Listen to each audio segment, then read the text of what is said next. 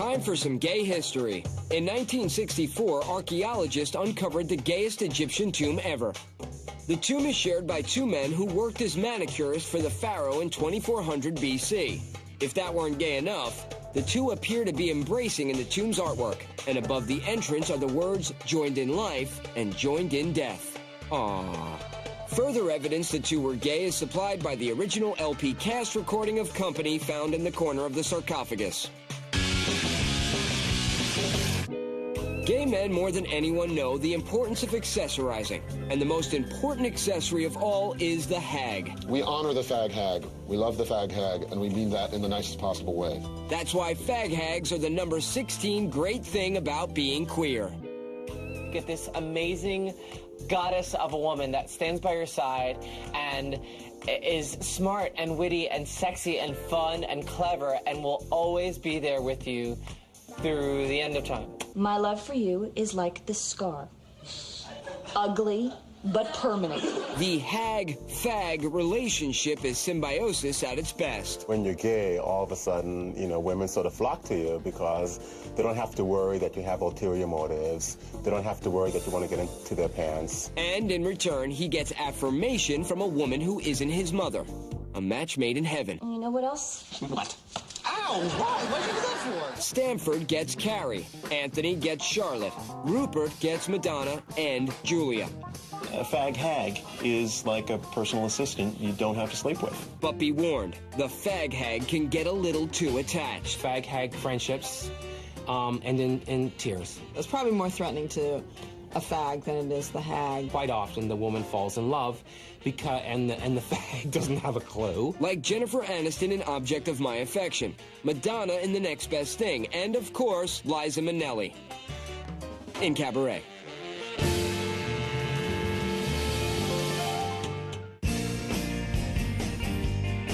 Lesbians, just look at you. You look great on TV. You look so great that it's the number 15 great thing about being queer. It's crazy. The way they, portray lesbians on television is the way they really are. Really hot. Really hot. You'd be hard-pressed to find an ugly lesbian on TV. Most lesbians look like models. A lot of people don't know that. But when do great-looking lesbians look their best? When they're kissing, of course. Even just acting like a lesbian makes you look great on TV. There was, of course, the Madonna, Britney Spears kiss was like a huge sensation. And it was just a kiss. I mean, come on. Lesbians are hot if they're straight. From Ally McBeal to Friends to the OC, America wants to see girls kissing. They enjoy the lesbian kiss, but it can't be the butchy, softball playing, fanny pack wearing, short hair, facial hair, athletic-y type lesbian. Straight guys love it. And the last thing they want is for television to ruin the fantasy. It's usually blonde women with giant fake jugs having whipped cream fights and splashing each other with hoses. Do you know what I mean? Then tumbling into a bed together and painting each other's toes. That's not how lesbians do it. Lesbians do it generally in a loading dock with a strap-on and a lot of axle grease. Look out, straight men. Here they come. At any moment, a gay person might try to have sex with you. The number 14 great thing about being queer is scaring straight people. There is nothing more empowering to a gay man than spooking straight people with your sexuality. Oh, the whole concept of hetero panic, my goodness, it just Freaks them out. It's a gay cruise, Jerry, not a bi cruise. It's a gay cruise. Capital G, capital A, capital Y, M, C, A, gay cruise, Jerry! Damn, damn, damn! Boat Trip was an entire movie where straight guys suddenly found themselves in an all-gay situation, where they're on an all-gay cruise. Who is that stupid? Even straight guys know what a gay cruise looks like before they get on that damn ship. Straight men don't trust themselves. The main difference between a straight man and a bisexual is about 4.5 beers. Of course, sometimes scaring straight people goes too far. Hollywood has traditionally portrayed gays in one of two ways. One is either a foppish, witty, but asexual man. The other is a totally crazed psychopath killer. From classics like Laura and Strangers on a Train to Basic Instinct, Monster, and the talented Mr. Ripley. There's a long lineage of movie mo's pushed over the edge by same-sex lovin'. There's nothing better than a homicidal homosexual. It's alliterative and it's colorful. It's great. Coming up, pick a sexuality and go with it. The lesbian runner stumbles a lot.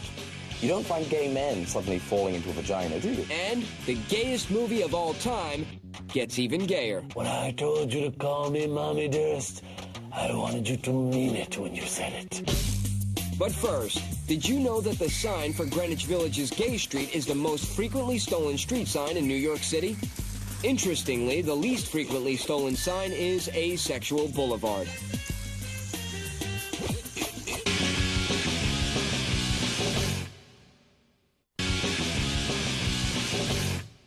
Parades, parades, parades! Come on out of that closet and gas up your float, because it's time for the number 13 great thing about being queer. Parades. Parades? I love parades. I think parades are kind of intrinsically gay. No matter what the occasion, there's something gay about marching down the street dressed as a flower. It's all about just like a moment of a flurry of glamour, you know, a fleeting glimpse of beauty. Sitting on a float that's highly decorated and waving to a bunch of people from a parade is a very gay thing to do, whether you're gay or not. You have Mardi Gras parade, you have the Rose Bowl parade. You know, come on, there's some queens hot gluing flowers to those floats. Let's not mistake that. But no parade is gayer and more fantabulous than the biggest, flamingest celebration of all, Gay Pride. They want to dress up. They want to, you know, they're like peacocks. They want to wear their colors and be seen. The Gay Pride March became an expression, you know, of the idea of actually publicly going out and saying, I'm gay. Parades have been historically the place where we could sort of let it all hang out when we kind of had to keep it pinned down the rest of the year. When you come out of the closet, you want to go out in the street. You want to dance down the street in, like, you know, a spangled Speedo. Like, you want to announce it to the world, and what better way than to have a parade? They're here, they're queer, and they're shutting down Midtown for 2 to 3 hours. Who doesn't love a parade? Don't fall into the trap. A lot of TV and movie characters seem gay, but by all reports aren't. Here are our favorites. Cagney and Lacey, Ponch and John, Starsky and Hutch, Butch and Sundance, Oscar and Felix, Xena and Gabrielle, Laverne and Shirley, and my two dads, or rather my two not gay dads. What a ripoff. And now let's take an unbelievably dramatic moment to gleefully celebrate the number 12 great thing about being queer, Mommy Dearest. When I told you to call me Mommy Dearest, I wanted you to mean it when you said it. I'm not mad at you. I'm mad at the dirt. Now help me clean this up.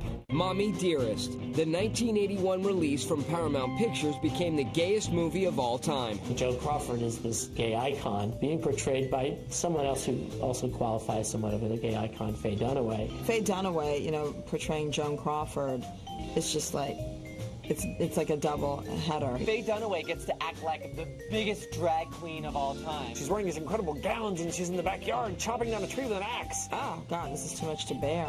It's just too fabulous. I saw it in 1981. I'll never forget it.